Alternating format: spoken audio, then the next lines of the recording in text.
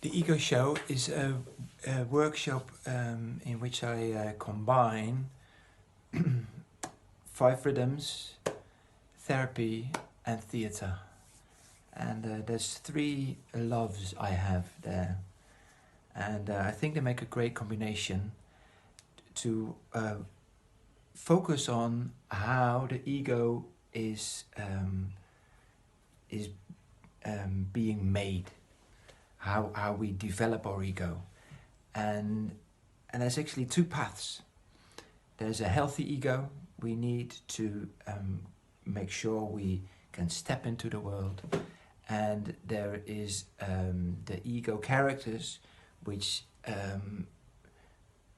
we can use them as well, and they can be like fixed into one pattern, and then they can be a bit of a drag. So it's a very tender workshop. It's not like, wow, the ego show, blah blah blah blah.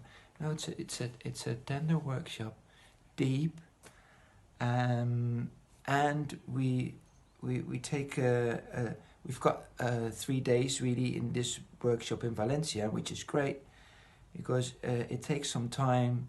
We take some time to get to eventually acting out our ego characters.